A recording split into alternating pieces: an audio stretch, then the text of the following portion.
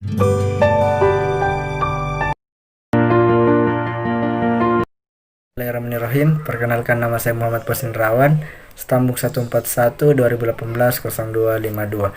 Saya akan menjelaskan tentang mencuci tangan. Cuci tangan adalah membuang kotoran dan debu secara mekanis dari kulit kedua belah tangan dengan memakai sabun dan air.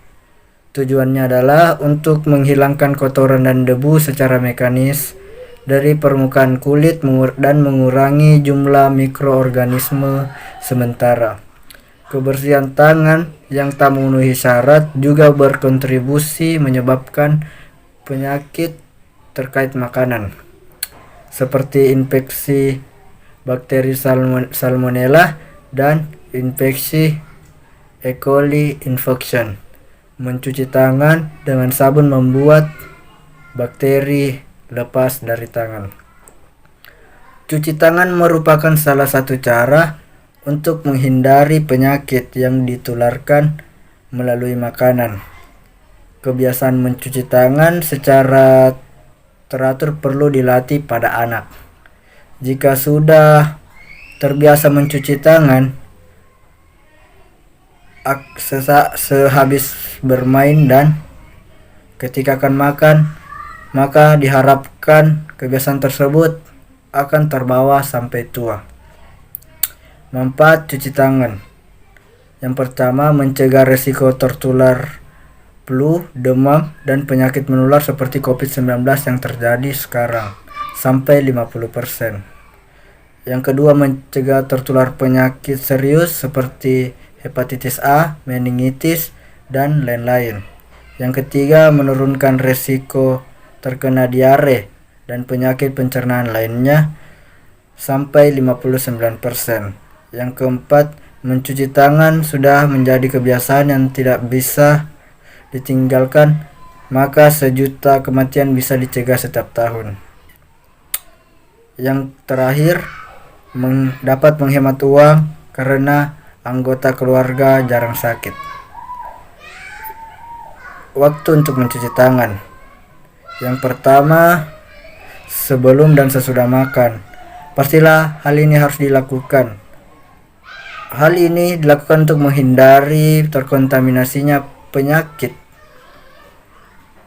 makanan yang akan kita konsumsi dengan kuman, sekaligus mencegah masuknya kuman ke dalam tubuh kita. Yang kedua, sebelum dan sesudah menyiapkan bahan makanan. Bukankah kuman akan mati ketika bahan makanan dimasak? Memang benar, masalahnya bukan terletak pada makanannya, tetapi kuman-kuman yang menempel pada tangan Anda ketika mengolah bahan makanan.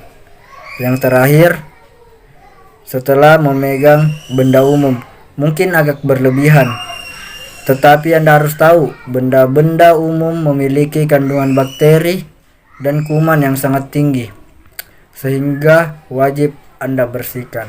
Mungkin itu saja yang bisa saya sampaikan. Kurang lebihnya mohon dimaafkan. Billahi taufiq wal hidayah. Wassalamualaikum warahmatullahi wabarakatuh. Assalamualaikum warahmatullahi wabarakatuh. Saya Rizka Amalia, mahasiswi Fakultas Kesehatan Masyarakat Universitas Muslim Indonesia. Baik, di sini saya akan menjelaskan mengenai langkah-langkah pencegahan COVID-19 guna memenuhi tugas video edukasi PBL 2 atau pengalaman belajar 2. Nah, baik, ada banyak cara yang bisa kita gunakan untuk mencegah COVID-19, yaitu salah satunya ialah dengan menjaga daya tahan tubuh kita. Seperti yang kita ketahui bersama bahwasanya daya tahan tubuh yang kuat dapat menghindarkan kita dari berbagai macam penyakit. Nah, apa-apa saja yang baik kita konsumsi untuk meningkatkan daya tahan tubuh kita? Yang pertama, mengkonsumsi makanan yang kaya akan vitamin A. Nah, makanan yang kaya akan vitamin A ini bisa kita dapatkan dari buah-buahan seperti pepaya, pisang, apel, dan jambu merah. Nah, jambu merah juga ini salah satu buah yang kaya akan vitamin C sangat tinggi. Nah, vitamin C sendiri ini ialah sebagai booster imunitas tubuh yang sangat baik. Yang kedua, mengkonsumsi makanan yang kaya akan selenium. Nah, makanan ini bisa kita dapatkan dari kacang mete, telur, daging ayam dan daging sapi. Tetapi harus kita ingat bahwasanya sebelum mengkonsumsi daging ayam dan daging sapi ini, kita harus memasaknya dengan benar-benar matang agar virus dan bakteri mati saat proses pemasakan. Yang ketiga, mengkonsumsi makanan yang kaya akan asam folat atau vitamin B9 dan vitamin E.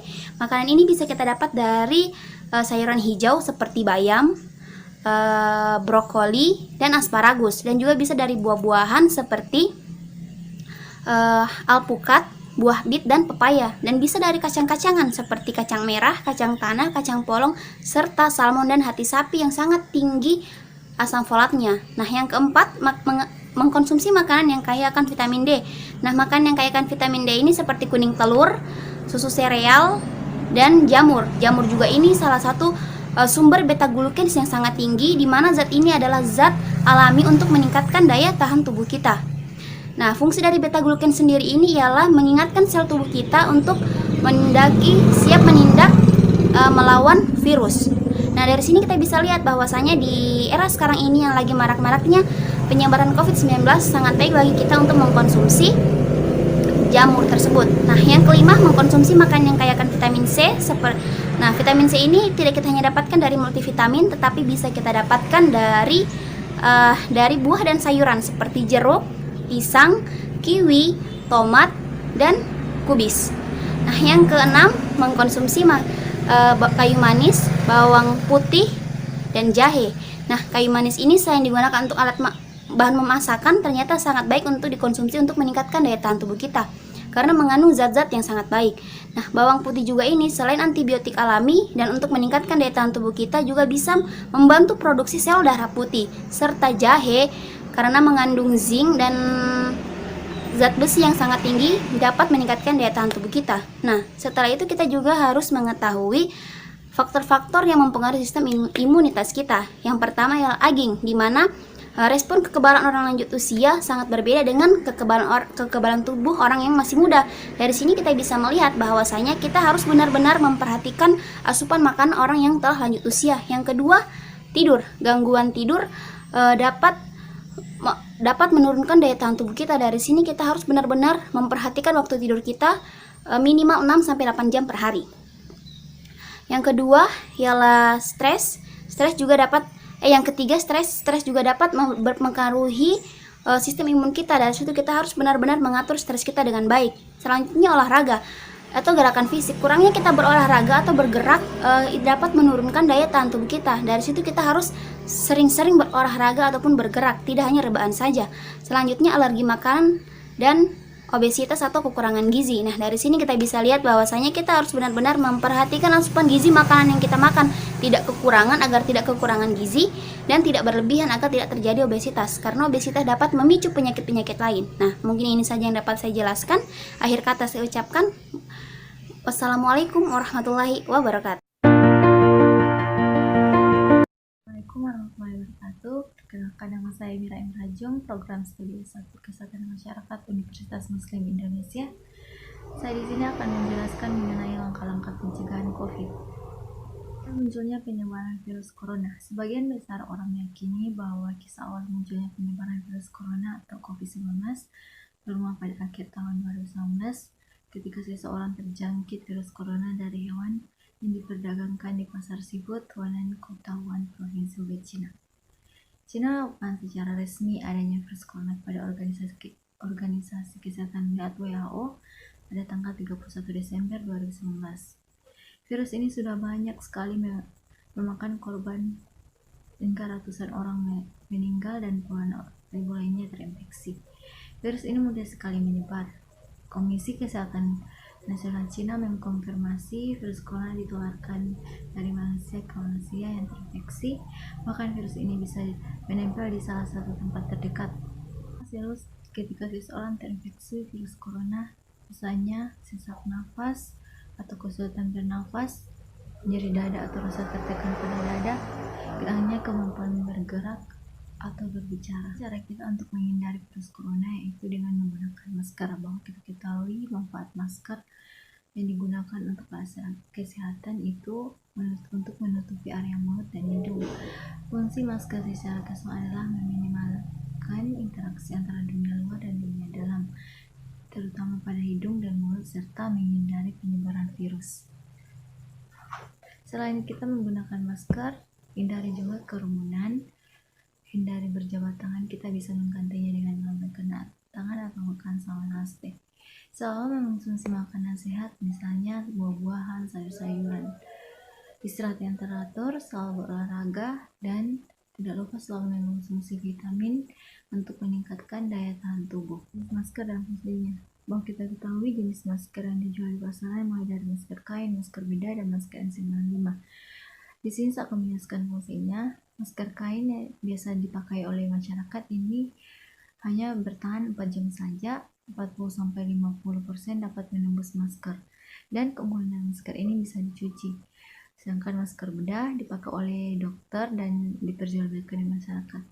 Masker ini memfiltrasi 30-95 partikel dengan ukuran 0,1 dan hanya digunakan satu kali saja, tidak boleh lebih dari satu kali. Masker ini hanya bertahan 3-4 jam saja. Masker N95.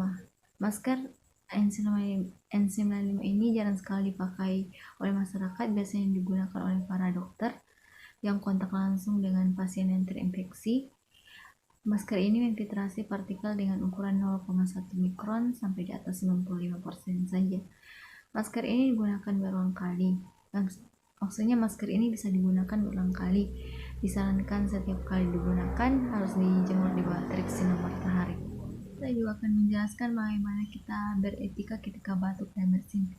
Ketika bersin, sebaiknya kita menutupi hidung dan mulut kita menggunakan tisu untuk menghindari penyebaran, dan segera tisunya dibuang di tempat sampah.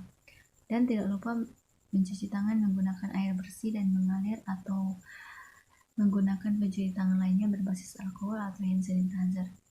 Ketika batuk, sebaiknya kita menggunakan sapu tangan ataupun tisu. Ketika tidak membawa keduanya, kita bisa menutupinya dengan baju dalam kita.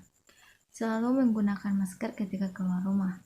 Penjelasan mengenai langkah-langkah pencegahan COVID yang tadi saya jelaskan, saran saya adalah selalu ikuti protokol yang disarankan oleh pemerintah. Gunakan masker ketika keluar rumah, selalu menerapkan pola hidup sehat, menjaga kebersihan, mencuci tangan, dan menggunakan masker. Lakukan pencegahan untuk terhindar dari penyebaran virus corona. Terima kasih.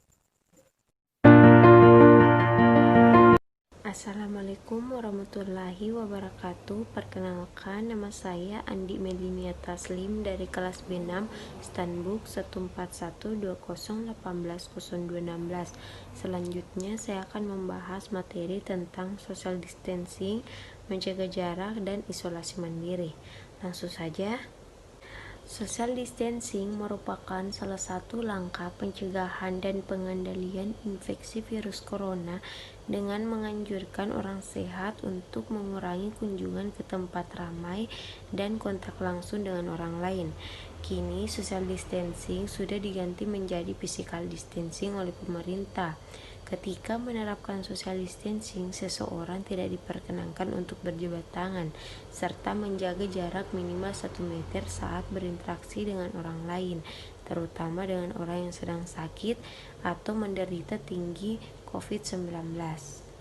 Selain itu, ada beberapa contoh social distancing yang umum dilakukan, yaitu work from home atau bekerja dari rumah, belajar di rumah secara online bagi siswa maupun mahasiswa, menunda pertemuan atau acara yang dihadiri banyak orang seperti konferensi, rapat, dan seminar, atau melakukan secara online seperti melalui konferensi video atau telekonferensi. Tidak mengunjungi orang yang sedang sakit, melainkan cukup dengan melalui telepon atau video call. Selain social distancing, ada pula upaya pencegahan dan pengendalian infeksi COVID-19, yaitu protokol isolasi mandiri.